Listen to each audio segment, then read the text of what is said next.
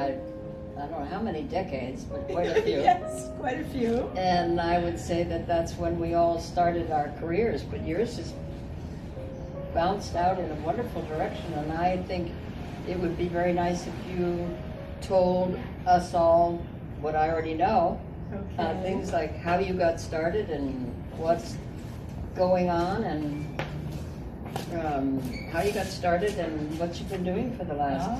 I was born in Puerto Rico. I'm Puerto Rican, and I left Puerto Rico after my first year of the university to go study art.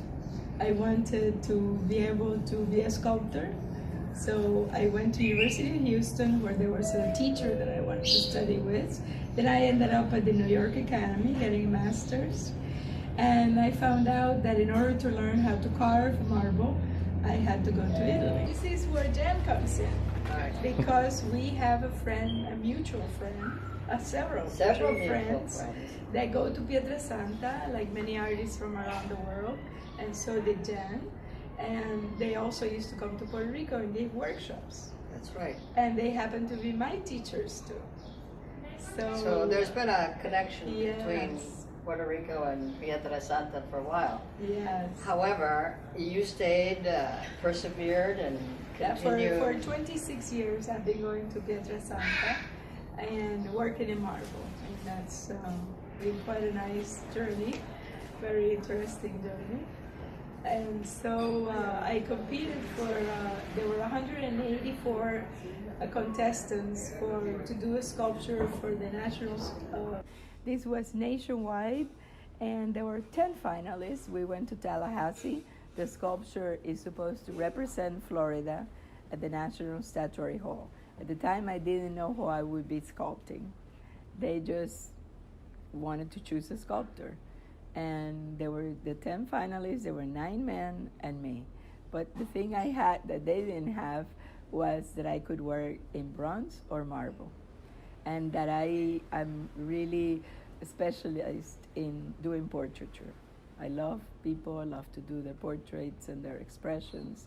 And so they voted unanimously for me. So I was very lucky Not girl. even partially, And but unanimously. That's a year wonderful. later, the legislature of Florida had to decide who I was going to sculpt.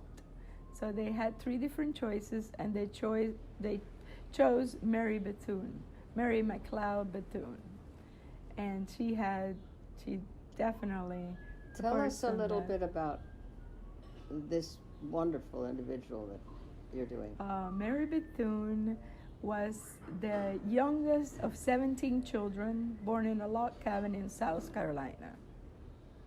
When she was 8 years old, she picked a book from the plantation where her mother worked, and the little girl took it away from her. And she said, "Blacks, it's against the law for you to read." So that night she couldn't sleep.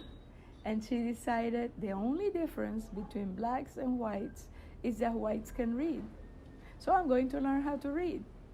And life has it, for whatever reason, 3 days later, these missionaries knock at the log cabin.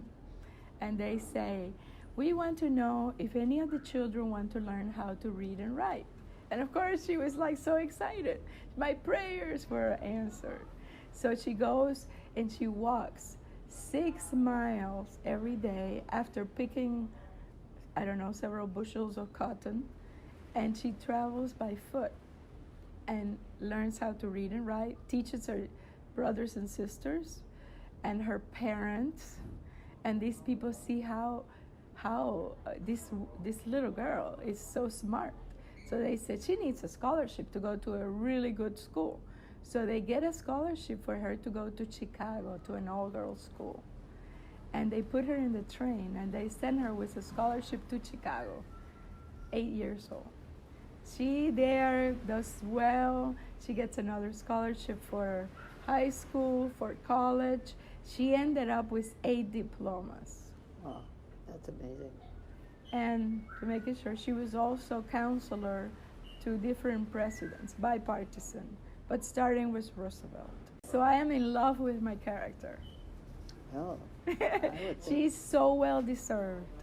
this. That's such a wonderful thing. Yes, and I worked on her expression to make.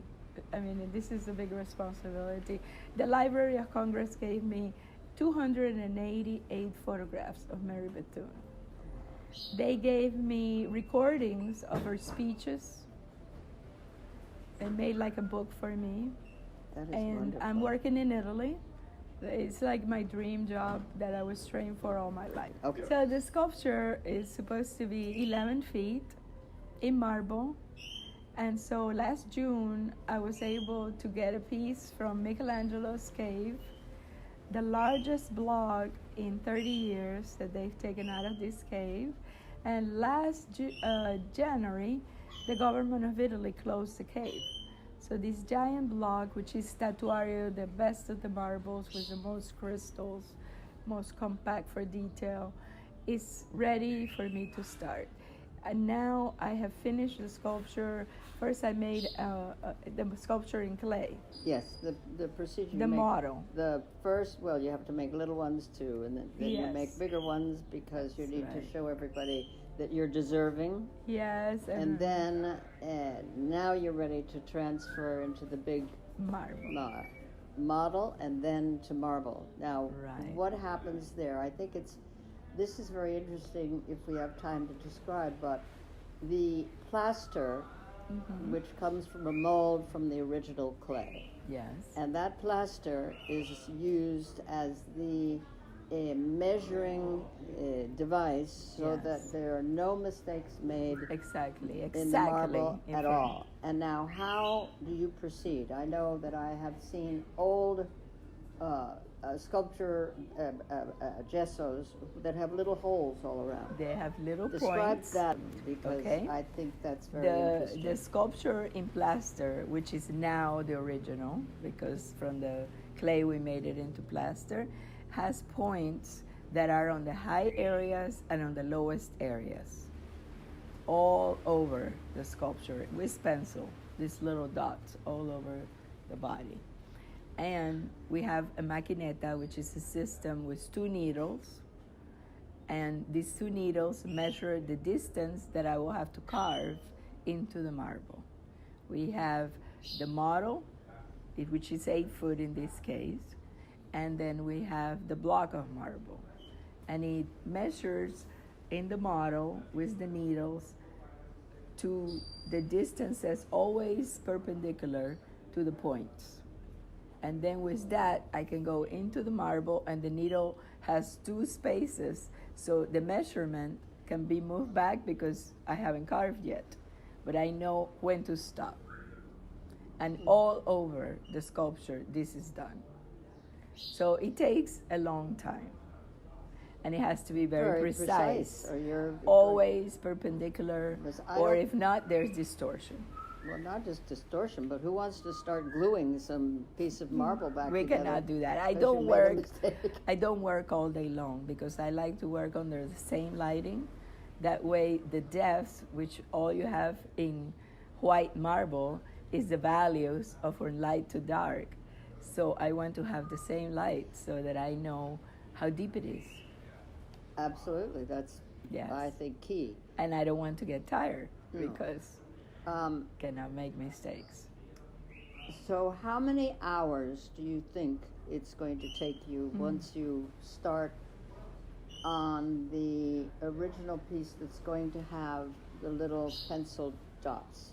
Well, I have the artisans who will help me rough out the piece, and they prepare it for me, and then I come in and I have the electric with the electric chisels and hammers and everything.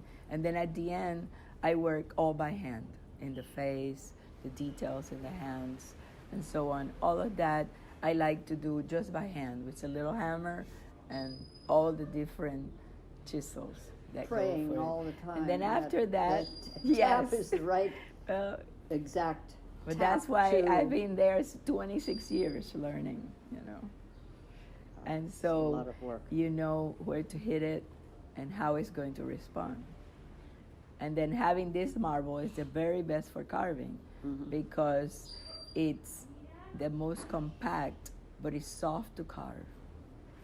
Well, it So sounds it's to me perfect like, for detail.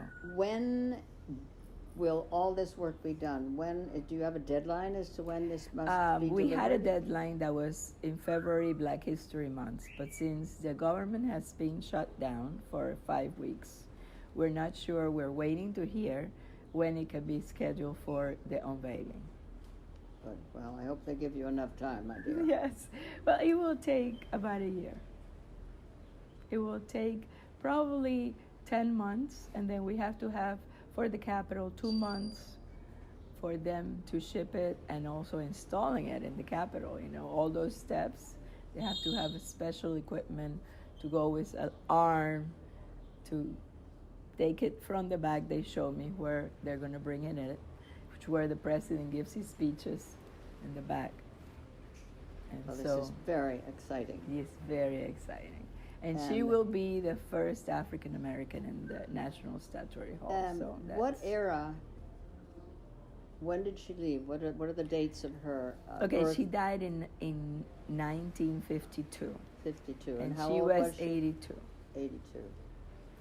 So she had a heart attack, unfortunately. She could have done even more. She did so much, but everybody knew her then.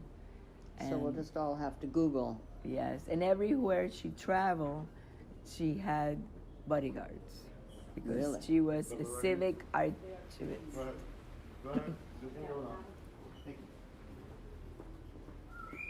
Being a civic activist at the time, she needed 2 bodyguards everywhere, even family gatherings. I met the granddaughters, and they said, "Oh, you can imagine anything." My grandmother would arrive. There was always 2 men behind her, and she was with Roosevelt, which she had a great friendship because she first became friends with Eleanor, and she founded the first university for African Americans in Florida. It's in Daytona. And after that was going, she decided to go to Washington, D.C. and help all the other groups that were being formed at that time. If you came back from the war, you could not go to a veterans hospital if you were African American. So that was one of the first things that she started working on. And then education, because she said she wouldn't rest in peace until every little African American child would have an education. And she always talked about that. Well, it looks like she certainly needs, and that you will do a wonderful job in remembering Yes. this magnificent lady. Yes, I have. Say her name again. Mary McLeod Bethune. McLeod. McLeod. Leod. It's McLeod. McLeod Bethune. Bethune. Dr. Mary McLeod. Yes, McLeod wonderful. Bethune. Well, Yes. thank you. Oh, Nilda, this it's so is great wonderful to tell you of and give you all this news. I know, it's after such a this great. time. Yes, We wish and of you course I the love most staying here. Wonderful. Back to my birthplace. A wonderful year ahead. I know you Thank have a lot of you. work. Oh yes, but I love it. This is what Perfect. I trained for. So Absolutely. Yeah. It's a great honor and a Thank you. pleasure and an honor to have you with us. yeah, thank you. I love being here.